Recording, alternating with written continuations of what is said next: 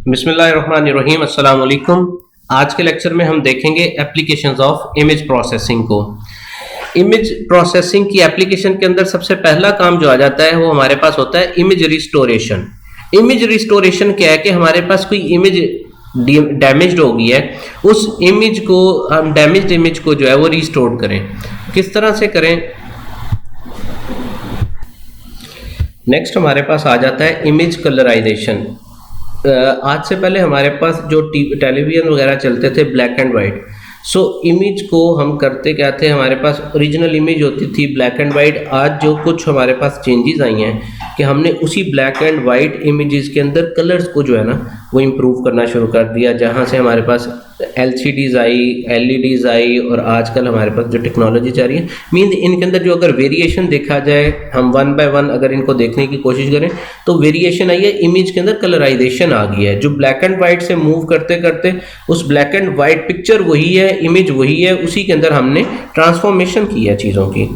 Then उसी image के अंदर अगर इस पिक्चर के अंदर देखा जाए कि हमारे पास ओरिजिनल इमेजेस क्या हैं, उसी इमेज को एनहांस किया है या उसके अंदर हमने चीज़ों को थोड़ा सा जो है ना कलर्स को इम्प्रूव किया है, कलर्स को एनहांस किया है, तो उससे इमेज की हमारे पास ट्रांसफॉर्मेशन हो गया है, वही इमेज हमारे पास एक न्यू लुक देना शुरू हो गया है।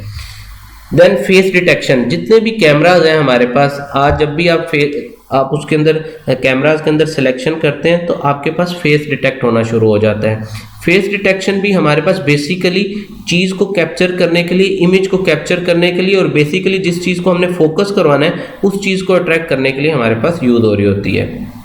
Face tracking, face detection and face tracking. Face detection के अंदर होता है कि हम सिर्फ और सिर्फ फेस को डिटेक्ट कर रहे हैं। ट्रैक के अंदर हम फेस को, हमारे पास एक ही इमेज के अंदर मल्टीपल लोग होते हैं लेकिन हम उसके अंदर सिर्फ और सिर्फ किसी एक जो फेस है उसको ट्रैक करवाना चाह रहे हैं, so that is face tracking. Face morphing क्या होती है कि एक ही फेस है उसी की डिफरेंट शेप्स बनाना चाह रहे हैं। जैसे आपके पास अगेन डिफरेंट आजकल वो जो फिल्टर्स आ गए हैं। फिल्टर्स क्या करते हैं, फेस वही है, उसके अंदर आपके पास चीज़ों को चेंज करें। मॉर्फिंग क्या होती है कि एक चीज़ को उसकी डिफरेंट शेप्स के अंदर जो है उसको कन्वर्ट करना। Then fingerprint recognition. Fingerprint recognition क्या है कि आप अपने थंब इम्प्रेशन, फिंगर्स को, जो कि आपके पास नादरा के पास जब आप जाते हैं तो नादरा आपसे थंब इम्प्रेशन लेता है, आपकी फिंगर्स के इम्प्रेशन लेता है, मतलब जितनी भी आपकी फिंगर्स हैं सबको उसके इम्प्रेशन ले रहा होता है।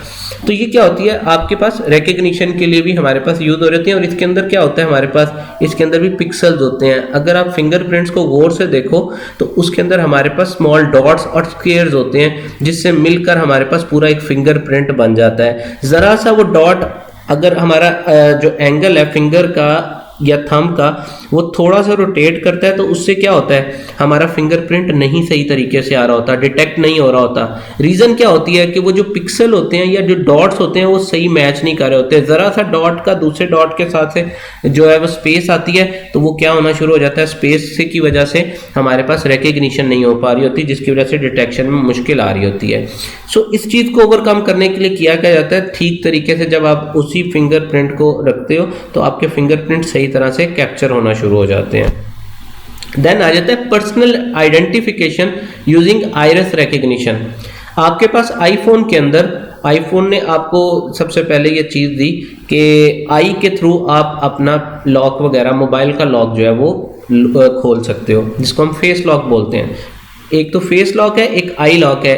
ब्लिंकिंग ऑफ आई से आपका जो है वो लॉक खुल जाता है। ये तमाम चीज़ें means personal identification using iris. Iris क्या है, आपके जो अल्लाह ताला ने आपको कॉर्निया और इसके दरमियान एक बॉल सा आई बॉल दिया है, दैट इज आइरिस, जिसकी बेस के ऊपर आपकी रिकग्निशन हो रही होती है। अब जब एयरपोर्ट्स के ऊपर जाते हैं, एयरपोर्ट्स के ऊपर भी वो आपकी आई लेते हैं, तो आई के अंदर होता क्या कि वो आपका आइरिस ले लेते हैं, उसके बैक एंड पे रिजल्ट, क्योंकि एक इंसान का जो आइरिस होगा वो एक ही होगा। बेशक फेस में सेम हो जाए, हर तरह में सेम हो जाए, एक उसके फिंगरप्रिंट्स कभी सेम नहीं होंगे और दूसरा उसकी आई की जो डिटेक्शन है वो सेम नहीं होगी, मींस आइरिस रिकग्निशन वो डिफरेंट होगी। ये दो चीज़ें ऐसी हैं जो इंसानों की सेम नहीं हो सकती। हम कह सकते हैं प्लास्टिक सर्जरी से फेस भी सेम हो जाता है, सब कुछ हो जाता है, लेकिन ये दो चीज़ें ऐसी हैं जिसकी बेस के ऊपर आपकी रिकग्निशन एक ह्यूमन पर्सन की जा सकती है। देन इमेज प्रोसेसिंग के कंपोनेंट्स आ जाते हैं, जिसके अंदर सबसे पहले इमेज सेंसिंग डिवाइस आ जाती है कि कोई ना कोई तो डिवाइस होगी, जैसे कैमरा है, कैमरा क्या करता है, इमेज को सेंस करता है, या कोई स्कैनर है, इमेज को सेंस करता है। तो हमारे पास इमेज प्रोसेसिंग कंपोनेंट के अंदर सबसे पहली चीज जो आ जाती है that is image sensing device, कि इमेज को सेंस करे और इमेज के मुताबिक जो है ना उसका मैसेज या नॉलेज जनरेट करे कि वो इमेज किस तरह की है। आइदर मुझे उस इमेज को स्कैन करना है, आइदर उस इमेज को ट्रांसफॉर्म करना है, आइदर उस इमेज के अंदर इन्हांसमेंट करनी है। सो ये चीजें इन्वॉल्व हो जाती हैं। देन स्टोरेज मीडिया, कि इमेज को कहीं ना कहीं तो हमने स्टोर कराना है, या कहीं से रिट्रीव करवाना है, या कहीं से फेच करवाना है। सो स्टोरेज मीडिया भी एक कंपोनेंट है। थर्ड वन हमारे पास प्रोसेसिंग सिस्टम्स। इमेज के अंदर जब हम इन्हांसमेंट कर रहे होते हैं या ट्रांसफॉर्मेशन कर रहे होते हैं तो उसकी कहीं ना कहीं प्रोसेसिंग हो रही होती है। चौथी चीज आ जाती है डिस्प्ले। जब हम इमेज के अंदर जो भी चेंजेस कर रहे होते हैं, जब उसको ड्रॉ कर रहे हैं, क्योंकि डिजिटल इमेज है तो डिजिटल इमेज के लिए हमने पहली बात की थी कि हमारे पास कंप्यूटर इन्वॉल्व होगा। तो कंप्यूटर इन्वॉल्व होगा तो उसका डिस्प्ले स्क्रीन भी होगा जिसके ऊपर हम उसकी विजुअलाइजेशन देख रहे होंगे। Then communication media.